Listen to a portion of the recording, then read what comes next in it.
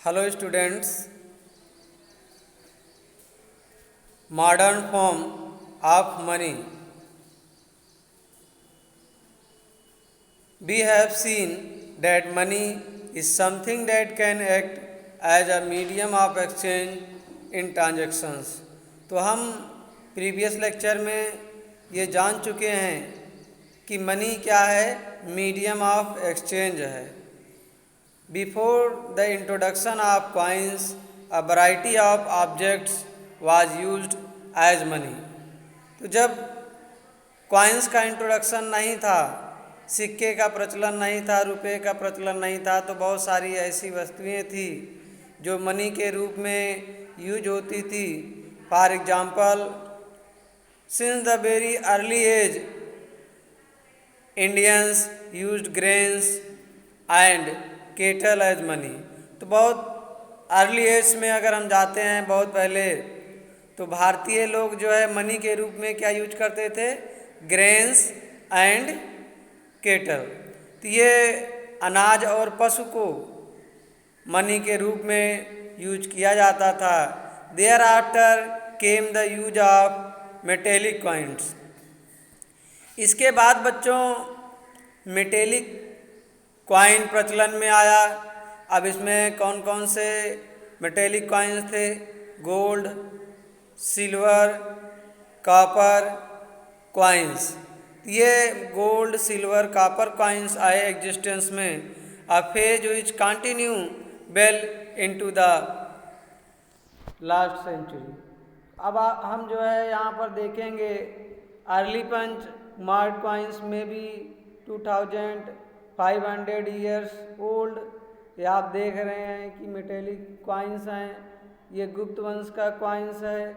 इसके अलावा तुगलक कॉइन्स आप देख रहे हैं. गोल्ड मोहर फ्रॉम अकबर सीजन, ये अकबर के शासनकाल में सोने का सिक्का चलाया गया. और ये मॉडर्न कॉइन है जो अब प्रेजेंट टाइम में आप देख रहे हैं कि सिक्का चल रहा है. तो इस तरह से मॉडर्न फॉर्म ऑफ मनी को अब हम समझेंगे. करेंसी क्या है बच्चों, currency. Modern form of money include currency. तो जो अब मॉडर्न फॉर्म ऑफ मनी है उसमें क्या शामिल है, करेंसी. और करेंसी कौन कौन से हैं, पेपर नोट्स एंड कॉइन्स. तो आप पेपर नोट्स जो है देखते हैं 1000 rupees, 500 rupees, 10 rupees, 20 rupees paper में पेपर नोट्स आप देखते हैं. इसके अलावा आप कॉइन्स भी ऑब्जर्व करते हैं. 1 rupee coins, 2 rupee, 5 rupee and 10 rupee coins. Unlike the things that were used as money earlier, modern currency is not made of precious metal such as gold, silver and copper. तो जैसे आप देखे थे कि जो previous currency, पहले जब currency use हुई थी तो वो प्रेशियस मेटल से बनी हुई थी, जैसे गोल्ड, सिल्वर, कॉपर. ये कीमती धातुएं हैं, मेटल हैं जिनसे जो है करेंसी को बनाया गया था. लेकिन इस तरह अब ये नहीं है. मॉडर्न टाइम में इतना वैल्यूएबल मेटल नहीं यूज होता है. And unlike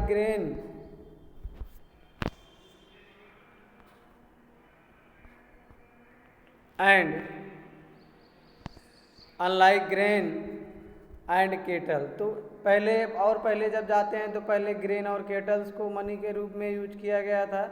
they are neither of everyday use. तो ना तो हमारे दिन प्रतिदिन की यूज होने वाली वस्तुओं को मनी के रूप में स्वीकार किया गया है. The modern currency is without any use of its own. तो जो मॉडर्न करेंसी है इसका अपना कोई उपयोग नहीं है. Then why is it accepted as medium of exchange. तो why we accept money as a medium of exchange. तो हम इसे मीडियम ऑफ एक्सचेंज के रूप में क्यों स्वीकार करते हैं. It is accepted as a medium of exchange because the currency is authorised by the government of the country. तो हम इसलिए बच्चों इसको एक्सचेंज के रूप में, मीडियम ऑफ एक्सचेंज के रूप में एक्सेप्ट करते हैं क्योंकि authorised by the government of the country. तो देश की सरकार के द्वारा ये सिक्के, ये नोट जो है ऑथराइज्ड होते हैं। In India the reserve bank of India issue currency notes on the behalf of central government. तो भारत में सिक्का कौन, ये करेंसी नोट्स कौन इशू करता है? ये reserve bank of India RBI. RBI issues currency notes on behalf of the central government. तो सेंट्रल गवर्नमेंट की तरफ से जो है आरबीआई करेंसी इशू करता है। As per Indian law no other individual और organisation is allowed to issue currency. तो कानून के अनुसार और कोई संस्था जो है इसको जारी करने के लिए जो है अलाउड नहीं है। Moreover the law legalise the use of rupees as a medium of payment. तो कानून ये परमिट देता है कि भाई जो पेमेंट है वो रुपया से होगा। Date can not be refuge in setting transaction in India. तो भारत में ट्रांजेक्शन को लेकर के कोई इसको मना नहीं कर सकता है, मतलब मनी से ट्रांजेक्शन होगा। No individual in India can legally refuse a payment made in rupees. तो अगर किसी को पेमेंट रुपी के रूप में दिया जा रहा है तो कोई मना नहीं कर सकता है, क्योंकि इस पर सरकार की अथॉरिटी रहती है। Hence the rupee is widely accepted as a medium of exchange. Deposits with the bank. The other form in which people hold money is a deposits with the bank. At a point of time, people need only some currency for their day-to-day needs. तो भाई other form में अगर हम देखें तो money को लोग अपने जो है अपनी मनी जो है बैंक में जमा करते हैं जो आवश्यकता से ज़्यादा होता है। At a point of time, people need only some currency for their day-to-day needs। और कुछ करेंसी जो है लोगों को अपने दिन प्रतिदिन जीवन को चलाने के लिए या खर्च करने के लिए पड़ता है। तो फॉर इंस्टेंस हम उदाहरण के लिए देखते हैं, worker who receive there salaries at the end of each month have extra cash at the beginning of the month. अगर कोई भी एम्प्लॉई या वर्कर जो है महीने के प्रारंभ में जब अपनी सैलरी पाता है तो उसके पास एक्स्ट्रा कैश होता है। खर्च करने के अलावा जो एक्स्ट्रा कैश होता है उसको घर में रख कर क्या करेंगे, तो उसको जो है बैंक में रख देते हैं। उस पर इंटरेस्ट कमाने के लिए आवश्यकता पड़ने पर उसको समय समय पर निकाला भी जा सकता है। What do people do with this extra cash. तो ये एक्स्ट्रा कैश क्या करते हैं? They deposit it with the banks by opening bank account in their name. तो बैंक में अपने नाम का एक अकाउंट ओपन करवाते हैं, खाता खुलवाते हैं और उसी में अपना पैसा ये एक्स्ट्रा कैश जमा करते हैं। Bank accept the deposit and also pay an amount as interest on the deposit. तो बैंक भी एक्सेप्ट करती है इस डिपॉजिट को और उस पर जो है इंटरेस्ट भी अकाउंट होल्डर को पे करती है। In this way people's money is safe with the bank and it earns an amount as interest. इस तरह से लोगों का धन भी सुरक्षित रहता है और उस पर ये इंटरेस्ट भी कमाते हैं। People also have the provision to withdraw the money as when they require. और ये भी प्रोविज़न होता है कि जब भी लोगों को आवश्यकता पड़े तो वो अपने अकाउंट से पैसा निकाल भी सकते हैं। Since the deposit in the bank account can be withdrawn on demand. तो ऑन डिमांड फॉर्म डाल करके आप अपने पैसे को निकाल सकते हैं। These deposits are called demand deposits. इसी को हम क्या कहते हैं बच्चों? Demand deposits. अब यहाँ पर demand deposits offer another interesting facility. और डिमांड डिपॉजिट्स क्या फैसिलिटी अवेलेबल कराती है? It is this facility which lends it the essential characteristics of money, that of a medium of exchange. You would have heard of payment being। तो made by checks, तो आप देखें सुने होंगे कि चेक से भाई मुझे पेमेंट करना है या चेक से पेमेंट हुआ है इंस्टीड ऑफ केस। तो केस के अलावा आप चेक से भी पेमेंट कर सकते हैं। For payment through cheque the payer who has an account with the bank, तो आप अगर चेक से पेमेंट करना चाहते हैं, जो पेयर है जो चुकाने वाला है उसका बैंक में अकाउंट होना चाहिए। Makes out a cheque for a specific amount, और जितने अमाउंट आपको देना है उतने अमाउंट का चेक जो है इशू होना चाहिए। A cheque is a paper instruct, what is cheque, ये क्वेश्चन है, इसको नोट कर लीजिएगा। A cheque is a paper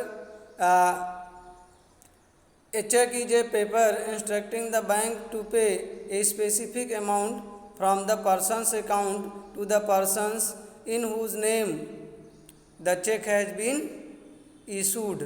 तो ये व्हाट इज चेक, तो चेक क्या है, चेक का आंसर आप यहाँ से लिखेंगे। A cheque is a paper instructing the bank to pay a specific amount from the person's account to the persons in whose name the cheque has been issued. तो एक check एक ऐसी प्रक्रिया है जो बैंक का पेपर है कि किसी बैंक जो इशू करता है उसी के खाते से दूसरे पर्सन के नाम जो है ये इशू होता है जिसको पैसा निकालना है।